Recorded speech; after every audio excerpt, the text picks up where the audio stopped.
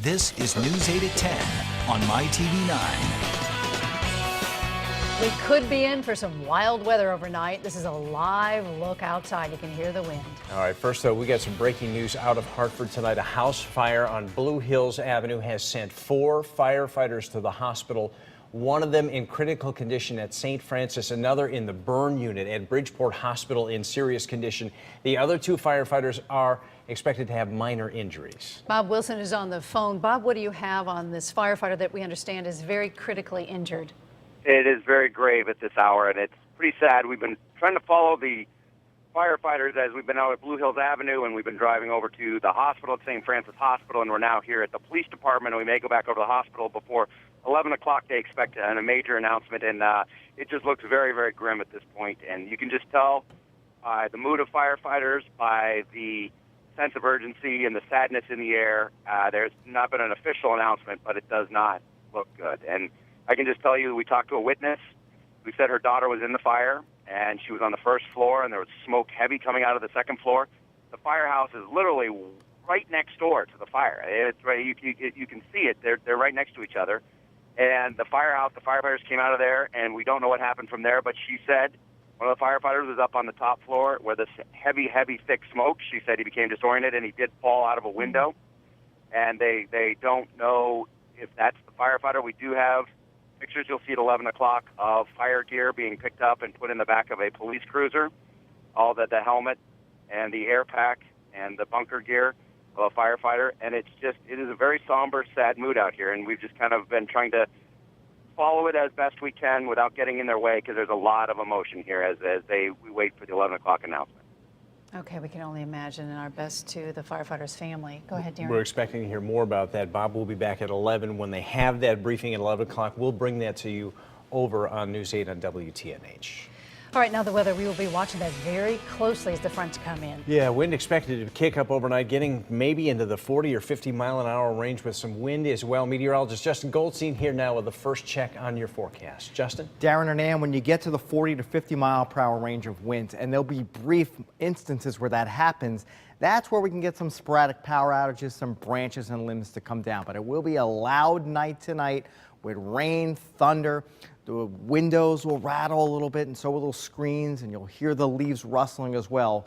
And we mentioned under the impacts here, notice the last icon here, a tornado, a low risk, but a risk nonetheless, and we have to pass that along to you and mention that because the winds aloft are so changeable and very fast that any thunderstorm that gets caught up in a wind starts spinning and you get a brief touchdown. May only be on the ground for 20 or 30 seconds, but that's enough to do damage. If we recall back to July, the Wolcott tornado, only on the ground for less than 30 seconds, and remember the damage it did. Nearest rain now coming out of Philadelphia, crossing the Delaware River. This should get here around midnight or so, and some more storms back towards Pennsylvania and towards Virginia. Look what's going on in Kentucky and West Virginia. A lot of tornado warnings there. A couple have been confirmed on the ground. I don't think it's that violent here, but we'll watch this swing in overnight.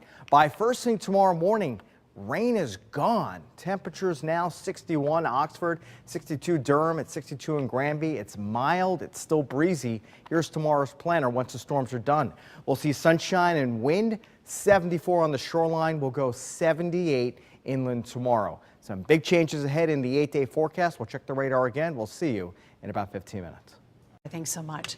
State and local branches of the NAACP held a news conference today where a mother of a victim who was tasered and died spoke. Yeah, 31-year-old Lashana Gilbert died over the weekend after New London police officers tasered him twice in 8 hours. The NAACP says it is launching an investigation into what they're calling police misconduct and excessive force. They claim Gilbert may have been tasered 3 times.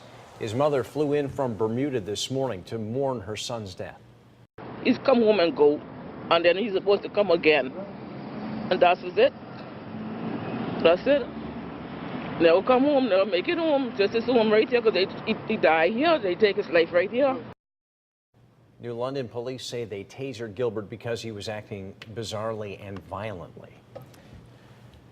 Now to a video shocking people across the state this evening. A police officer shoots a dog that attacked him, and the whole thing was caught on camera. Yeah, the officer is okay. The dog quarantined. News 8's Tina Detel has that story. It was right on this sidewalk that the dog was standing when the officers spotted him in the middle of the night. Now, the owner tells us that she had just let another dog out the back door of the house to go to the bathroom when this dog here, Tucker, ran out as well. Moments later, she says, she heard the shots fired. 10 seconds later, pop, pop. I was just amazed how quick. The dog's owner did not want to be identified, but talked to News 8 outside the East Haven Police Department. Here's a look at the video, all caught on the officer's body armor camera at 2:45 Tuesday morning. You can see him approach the dog, asking him where he comes from. The dog turns away and then lunges at the officer, who fires. He didn't do anything to provoke the dog whatsoever. He just walked up to it, and he kept the distance from himself and the dog, but unfortunately the dog, still attacked him. Why didn't he tase him instead of shooting him? We showed the owner the video of the attack involving her dog, Tucker. She says is a Rhodesian Ridgeback Labrador Retriever mix, not a pit bull mix. It's not typical behavior of Tucker. He's never seen anything like that before. Fortunately, the officer was not injured, and Tucker appears to be recovering from the single gunshot wound. Doctor tells me came within about 1/4 of an inch of his heart. It didn't hit his lungs either, but came close enough to cause them trauma. He's got bruising in his lungs. He's got, inappropriate air trapped around his lungs. But he's very stable. He's doing very fine. Despite the alleged attack, there is no word East Haven police plan to quarantine the dog. In fact, the town is footing the bill. He's a very lucky dog. Folks at the animal hospital tell us that the town has authorized $800 for this dog's care. And right now, there's still money left if he needs further treatment. In East Haven, Tina Dittel, News 8. Friends and family held a vigil for 18-year-old Eric Delage today. He was hit by 2 cars in Waterbury last night and died. One driver is in custody. The search is on for the other driver in the hit-and-run case. It happened about 8 last evening. Police say Israel Diaz hit Delage while he was riding his bike on Baldwin Street. He fell to the ground, and that's when he was hit by a second driver who took off. The victim's family is pleading for that driver to come forward. He didn't deserve to die the way he did. All I got to say is, if you see this and it was you, you know who you are, turn yourself in. Be a man about yours. Diaz is under arrest, facing several charges, including evading responsibility. Former Connecticut and New York news anchor Rob Morrison cut a plea deal today to stay out of prison for harassing his estranged wife. Morrison pled guilty today to breach of peace. He bombarded his wife with more than 120 phone calls over a single weekend. Morrison got a 6-month suspended sentence and 2 years probation. This is not his first brush with the law. In 2013, he was arrested for choking his wife and threatening to kill her. Those charges were later dropped. The former deputy commissioner of the DMV has pleaded not guilty in the case of sexual assault on a minor. Victor Diaz appeared in Waterbury District Court today. He resigned last month as he was under investigation. Police had received a complaint from a 15-year-old girl saying he had been assaulting her from the time she was in the 6th grade, and that it allegedly continued right into her high school years. I've been concerned with his mental health, visiting him in Garner on 3 occasions. We hope to get all the information again today, and we're going to ferret out what's true and what's not true from the allegations. And hopefully, when all is said and done, he'll get his day in court. His attorney also mentioned Diaz has been treated for post-traumatic stress disorder following 8 years in the military. And just ahead here tonight on News 8 at 10, a Delaware mother facing charges tonight over what her little girl brought to daycare that sent some kids to the hospital. We're finding out more about the teenager arrested in Chicago who was on his way to join the terrorist group ISIS. Also, the former defense secretary taking some shots at President Obama tonight over his handling of the ISIS standoff. That's coming up here in a moment. But first, here's meteorologist Justin Goldstein. Darren, here's a live look from Stratford. This is the banks of the Housatonic River at the Bird's Eye Marina. High tide about an hour away, and notice how high the water is. This will keep going, expecting tides around 1 foot higher than normal tonight. What you can expect overnight and the next 8 days ahead. And coming up tonight on News 8 at 11.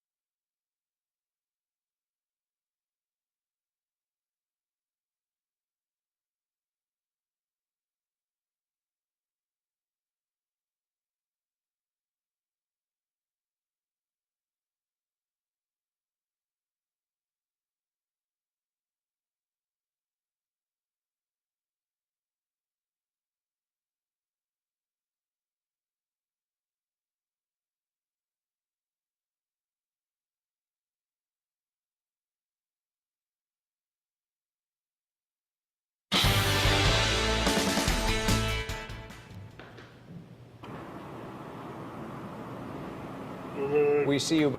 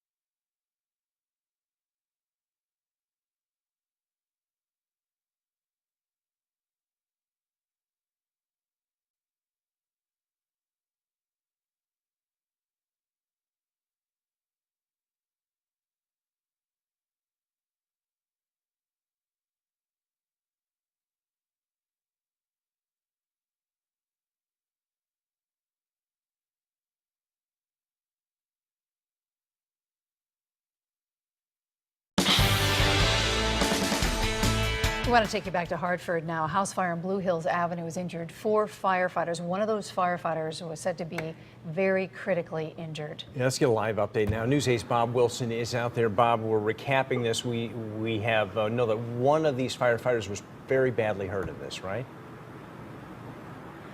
Very, very, very grave, and the news does not look good. We were supposed to get an announcement at 10 o'clock, but we were told the chief was just in no condition to talk, the fire chief. So at 11 o'clock we're expecting a briefing, but this video just shows it all. This is a shot of firefighter gear, bunker gear, being put into the back of a police car, and the police officer, the way he's carrying it, the way he's handling it is very gently, it's with respect, and you just look at that and it's a very sad scene out here. I mean, a lot of people know these firefighters. The firefighters go into those burning buildings, and we did talk with a witness who said there's a lot of smoke on the second floor. The firehouse is right next door to this house. And the firefighters went in. They went in and did their job.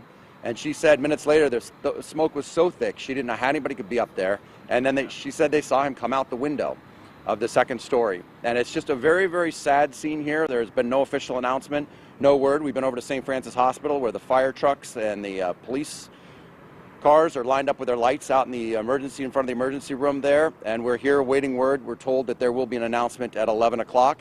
We know another firefighter was sent down to the burn unit in Bridgeport in some pretty serious condition with burns as well as cuts and injuries from fighting the fire. And there were 2 other firefighters who sustained other injuries, not as serious as those. Tonight everybody's heart goes out to the firefighter and the family as we wait word on an official word on what happened with the firefighter. Bob, it's so early in all of this, but we're trying to understand this here. So witnesses are telling us that one of these firefighters, and we don't even know if the one hurt the worst, did he fall out a window? What happened? Do we have any clarity about what happened up there, Bob?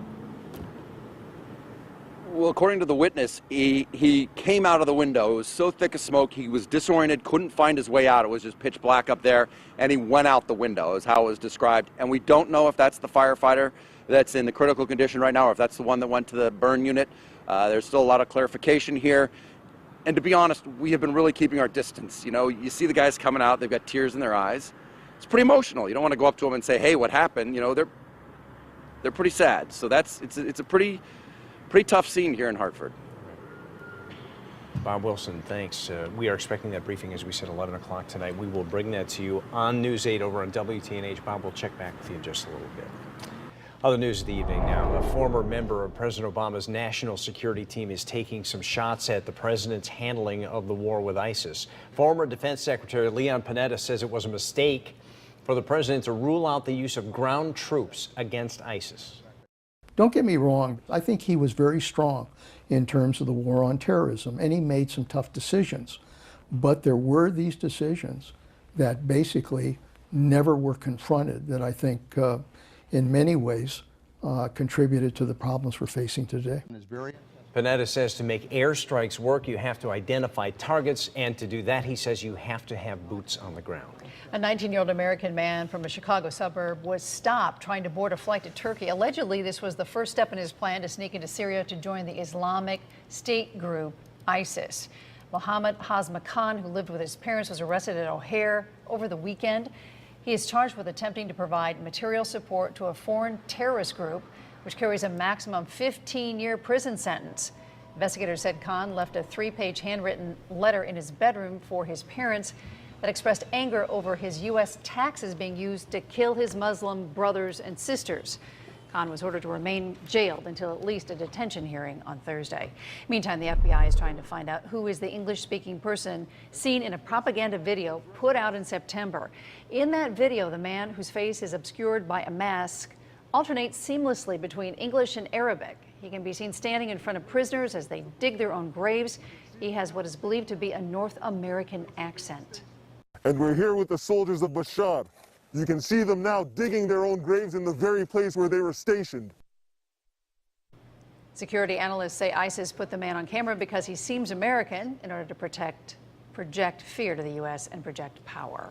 A Delaware mother facing charges tonight after her 4-year-old daughter brought 250 packets of heroin to her daycare. Police say the little girl passed out these packets of drugs to her friends thinking it was candy. Several of the kids who got those packets were taken to the hospital just to be checked out. They are all fine. They found it right when she passed it out. So we do thank God that they had a watchful eye. And most of all, we thank God that none of the children were injured. The mother is charged with drug possession and endangering the welfare of a child. Her daughter is in the custody of the state tonight. Can't even imagine. All right, this is a setup to a lot of wind, rain, stormy night. And by the time you wake up tomorrow morning, it's all gone. So it's going to be a loud night tonight, and the power might flicker on a little bit. It might be a good idea to have a cell phone charged right next to the bed, set the alarm on it in case the power goes out. You need to be up at 5:30. If your clock is flashing 12, you're not getting up at 5:30. Phone will do it, yeah. But you get the idea. All right, here's a look at the storm setup and some of the impacts. Wind will be the primary threat from any downpours and thunderstorms that pop up overnight. Yes, there can be some localized street flooding. There will be some lightning and some thunder as well. Have to mention tornado. It's on the low end of the impact scale, but it's present nonetheless. And because it's so windy, any storm can get caught in a gust of wind and start spiraling. Overnight, inside the thunderstorms, it's gustiest. It's still a breezy day tomorrow and Thursday. The wind backs off for Friday. Some of the threats that happen during 30 to 35 mile per hour winds, it's mainly confined to just leaves and not so much the power outages. When you get to 50 to 55, like inside of a thunderstorm, brief instances, and then you can lose power in some isolated spots. Some limbs and branches come down and minor damage, say to shingles and maybe trash cans rolling down the street. So here's what we're thinking. We're not expecting any watches overnight, but a random warning or two, thunderstorm, flood, or tornado warning, all in play here. A lot of loud rain, wind, and thunder, perhaps to keep you up. And we mentioned before, a charged cell phone doubling as an alarm clock, a good idea overnight. Also, the tidal flooding because of a strong south wind on the Sound. High tide run about a foot above normal, and the high tide cycle just about an hour away in Fairfield and New Haven counties. Let's go to the satellite and radar, show you where it is. It's now entering central New Jersey, out by Philadelphia and Trenton. Here's the leading edge of it. A more potent line of storms back across central Pennsylvania and down through Virginia. This is tornadic in Kentucky and West Virginia. That never gets here, but it's all connected. It's all relative. Hour by hour we go. Here we are, 2, 3 o'clock in the morning. Look at these gusty thunderstorms across the state. They're moving from west to east. Here we are at 5 o'clock. They continue pushing away. 7 o'clock, bus stop. they are gone. The sun pops out in the afternoon and it turns windy tomorrow, gusting up to about 30 to 35 miles per hour will be those winds. Mid-60s right now. These are fairly close to normal highs for this time of year, not 10-20 temperatures. And again, we outlined the storm impacts. 60 to 57, your overnight temperatures, keeping an eye on those gusty thunderstorms overnight tonight. By tomorrow morning, they are gone. The afternoon, it's bright, warm and windy, maybe a run at 80 degrees inland.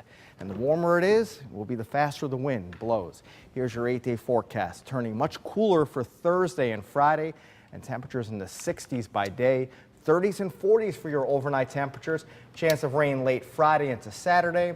Next week is looking pretty unsettled, but all eyes really on overnight tonight.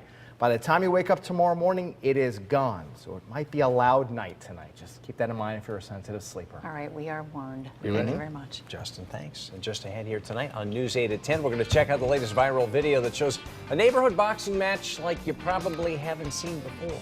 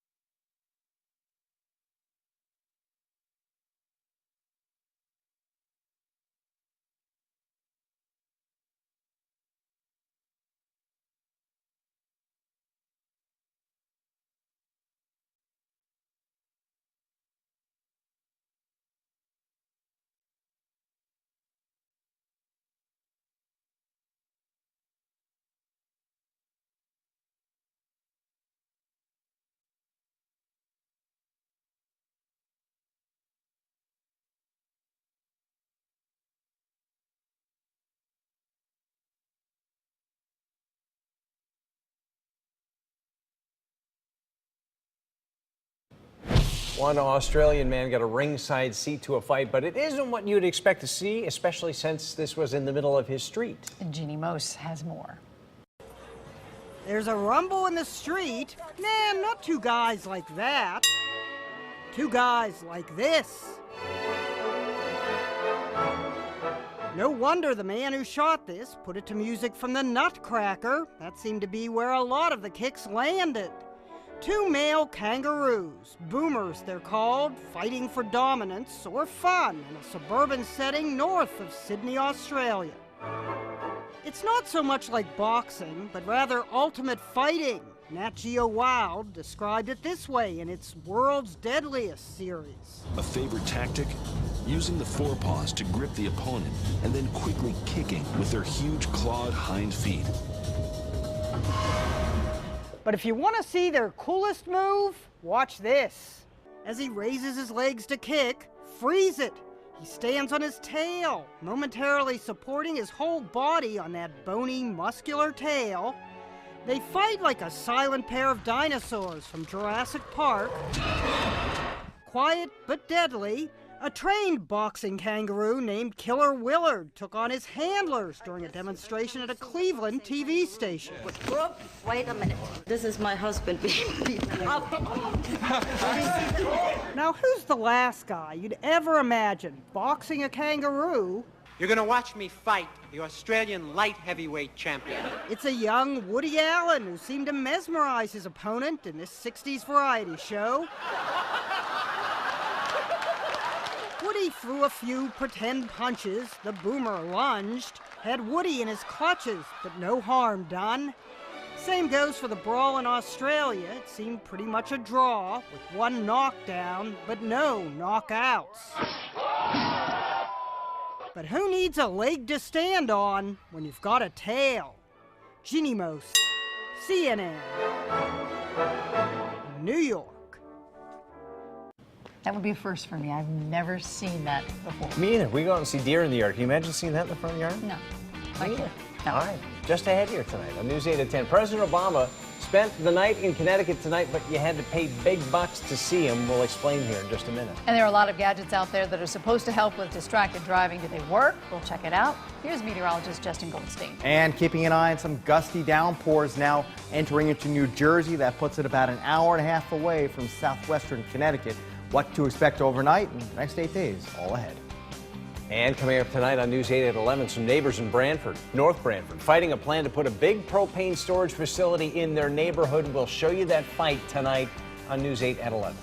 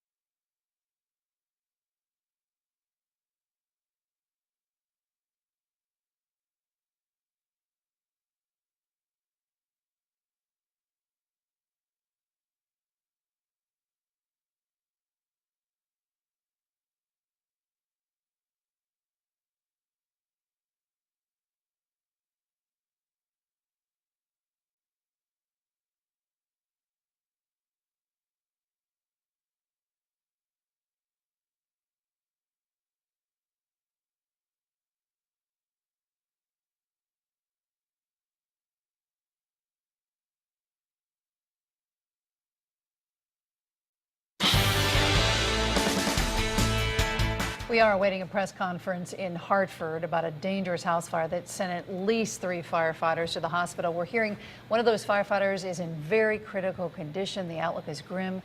We'll have all the information for you tonight at 11. President Obama spent the day in Greenwich today. He was at a fundraiser at the Greenwich Polo Club that benefits the Democratic Senatorial Campaign Committee. Tickets for the event as high as $32,000 a person. Governor Dannel Malloy did not attend. The president's last trip to our state was in March. He was in New Britain making a push to raise minimum wage. Former state representative Christina Ayala briefly faced a judge today. Her court case was continued. She was arrested on the 26th on voting fraud charges. She'll be back in front of a judge on November the 6th. We have all heard the reports about how much safer hands-free technology is when you're behind the wheel. But a new AAA report says that may not be the case. Keith Koontz has more on the new technology and new problems created. Play CD. Just because you can do something hands-free behind the wheel doesn't mean you should be doing that behind the wheel. That's the bottom line of a new report on hands-free devices from the AAA Foundation and the University of Utah. The study says voice-based systems are even more distracting to drivers than other devices. In fact, it further confirms that hands-free is not risk-free. The study looked at different hands-free options and graded them on a 1 to 5 scale in terms of distraction. Things like changing the radio station or climate control were at the bottom, both scoring a 1. But more complicated tasks required much more of a driver's concentration. For example, if you're using an in-car device to compose an email, that's a level 3 distraction. If you're using an in-car device to listen to an email or a text message, that's a level 2 distraction. AAA researchers also looked at 6 in-car voice-activated systems. They found Toyota's the least distracting, with the Chevy system and Apple's Siri system to be more distracting for drivers. The message to consumers is you should really limit the use of these in-vehicle systems until manufacturers can improve them, make them less error-prone, and easier to use. Keith Koontz, News 8. And just ahead, meteorologist Justin Goldstein has a look at your forecast. All right, we showed this at the top of the show. Here's a live view from Stratford. There's the water line. It was about here 25 minutes ago. Some minor flooding going on along the shoreline. We'll talk about that. Your 8-day forecast, check the radar. We'll see you on the other side of the break. And some baseball fans get to party with their heroes. We'll show you the big surprise at the bar coming up.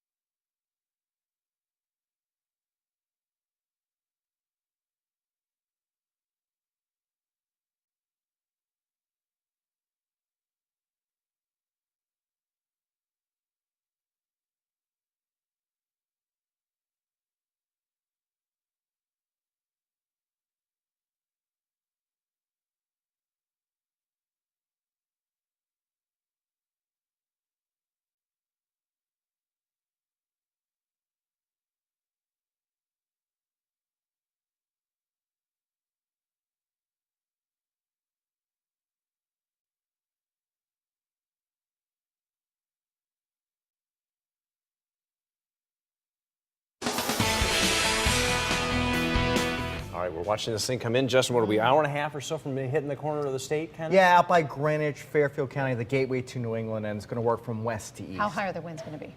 Some gusts could get to 50 to 55 inside some thunderstorms. Not everyone sees that. Here's a look at the storm impacts, and you see wind the highest concern here. When you get to the 50 to 55 threshold, again, briefly obtaining that, that's where you can get some limbs to come down, some branches, they'll fall on power lines, and you talk about sporadic power outages. Have to mention that brief risk of an isolated tornado because it's so windy and the winds are changeable as you go up in the atmosphere. Any thunderstorm could hit that pocket of wind and start spinning. Remember back to July, Wolcott, the tornado on the ground for about 30 seconds. We recall the damage it did there. So after the gusty storms overnight, tomorrow is just a windy day. Not expecting damage tomorrow. Still gusty on Thursday. Thursday trends much cooler. Here's an outline of those gusty winds tonight in the 50 to 55 range.